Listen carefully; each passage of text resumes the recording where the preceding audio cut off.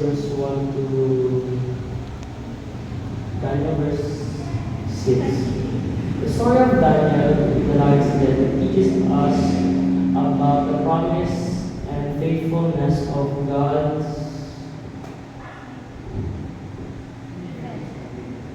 speak.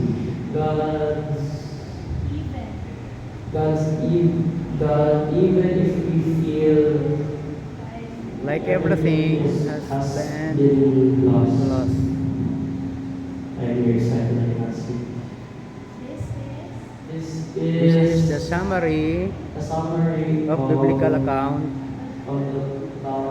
biblical the biblical account of Daniel, refused to the bow to refusal man. to bow a man. And now God used Daniel to save a nation.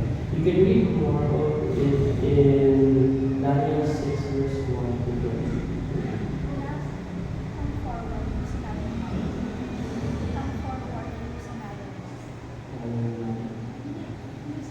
Yung mic.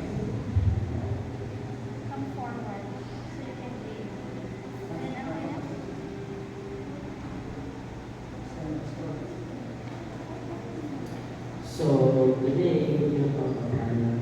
Daniel was a Jew in Babylon when the Medes and Persians took control of the land. Each day Daniel would pray facing towards Jerusalem in his homeland. Daniel, along with two others, supervised 120 officials who governed the empire for King Darius. Daniel soon showed that he worked better than the other governors and was so outstanding that the king considered putting him in charge of the whole empire. The other governors were jealous and tried to find something wrong with the way Daniel ruled the empire, but they could not, as Daniel was so honest and reliable. There is nothing we can accuse Daniel of doing to them, unless it is something to do with the gods we worships. So they went to the king and said, King Darius, all who rule your empire wants you to order for 30 days no one is allowed to pray to any god, only your majesty. Anyone who breaks this law is to be thrown into a pit filled with lions. King Darius signed the law, and laws of the Medes and Persians could not be changed. When Daniel learned that the order had been signed, he went home in an upstairs room of his house. He knelt at the windows that faced towards Jerusalem and prayed 3 times a day. Daniel's enemies went to the king. Your Majesty, Daniel the son of David, an order you issued. He prays to his God regularly 3 times a day. He must be thrown into a pit filled with lions. When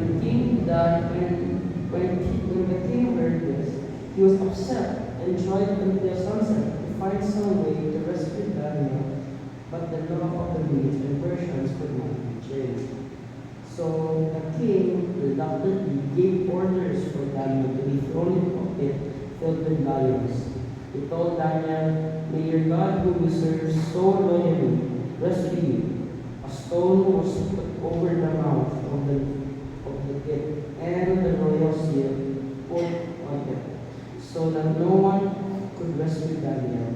King Darius returned to the palace and spent a sleepless night.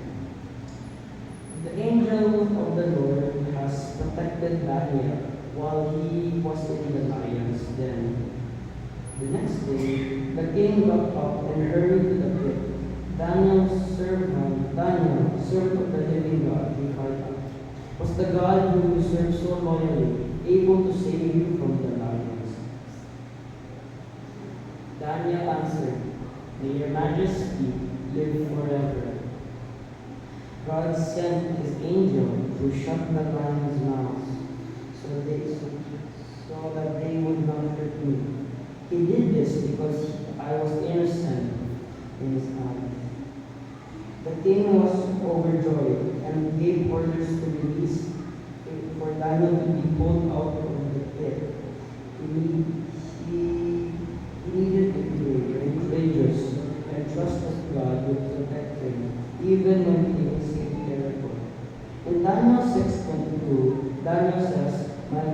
me that I was innocent, and he sent an angel to keep the lions from attacking me. Daniel's faith in God kept him from being harmed. The king then commanded those who had accused Daniel to be arrested and thrown into the pit filled with lions. The lions pounced on them and broke all their bones. King Darius then wrote to the people of every nation, I command that everyone should fear and respect Daniel's God. He is a living God, and he will rule forever. His kingdom will never be destroyed, and his power will never come to an end. He rescues and performs miracles. He saved Daniel from being killed by the lions. So we may never experience being thrown into a pit of lions. So do I don't want to be thrown into a pit of lions. We may face it in similar experiences by how to serve God using their talents, by singing, by praying, by serving God in different ways. We must trust God in whatever He wants us to do. Signs of God's coming is here and very noticeable. His signs are earthquakes, wars, and global warming. We should prepare for God's second coming by reading the Bible, teaching others of God, and praying to Him earnestly. If we do this, God will be with us wherever we are. He is good to us, and we are good to Him. I want to share to you a verse I have found in Matthew 24, verse 44. It says, "Therefore be ye also ready, for ye do not know when